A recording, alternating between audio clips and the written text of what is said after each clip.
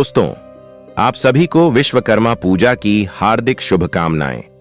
दोस्तों, हिंदू धर्म में मानव विकास को धार्मिक व्यवस्था के रूप में जीवन से जोड़ने के लिए विभिन्न अवतारों का विधान मिलता है। इन्हीं अवतारों में से एक भगवान विश्वकर्मा को दुनिया का पहला इंजीनियर माना गया है।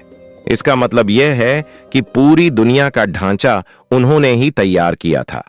वे ही सृष्टि के प्रथम आविष्कारक थे। क्या आपको पता है क्यों की जाती है विश्वकर्मा पूजा और भगवान विश्वकर्मा की उत्पत्ति कैसे हुई थी? दोस्तों, चलिए जानते हैं।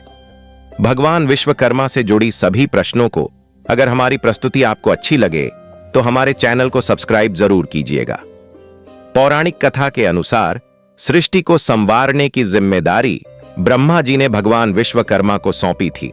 ब्रह्मा जी को अपने वंशज और भगवान विश्वकर्मा की कला पर पूर्ण विश्वास था। जब ब्रह्मा जी ने सृष्टि का निर्माण किया तो वह एक विशाल काय अंडे के आकार की थी। उस अंडे से ही सृष्टि की उत्पत्ति हुई। कहते हैं कि बाद में ब्रह्मा जी ने इसे शेषनाग के शीश पर रख दिया, परंतु शेषनाग के हिलने से सृष्टि को नुकसान होता था। इस बात से परेशान होकर ब्रह्मा जी ने भगवान विश्वकर्मा से इसका उपाय पूछा।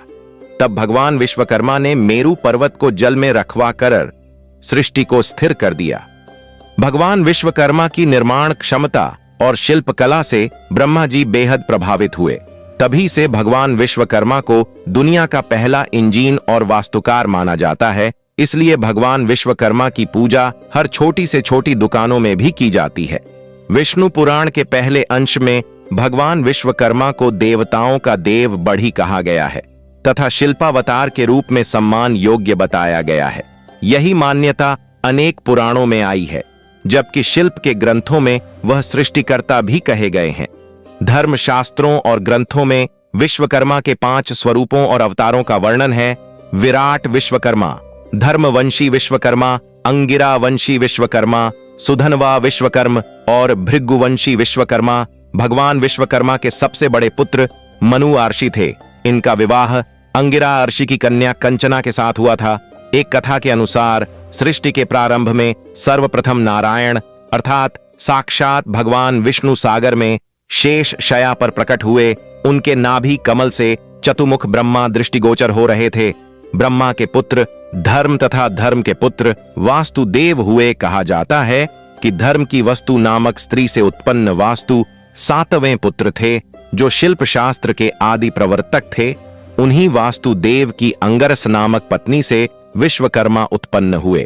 पिता की भांति विश्वकर्मा भी वास्तु के अद्वितीय आचार्य बने। भगवान विश्वकर्मा के अनेक रूप बताए गए हैं, जो 2 बाहु वाले, 4 बाहु एवं द बाहु वाले तथा 1 मुख, 4 मुख एवं 5 मुख वाले कहलाते हैं।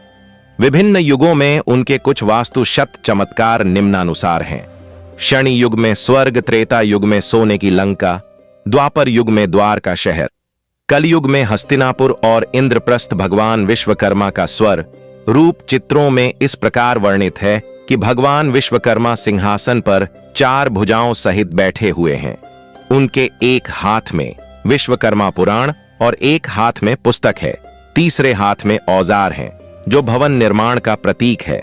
नीचे झुके हाथ में कमंडल है, जो सृष्टि की रचना की प्रतीक है।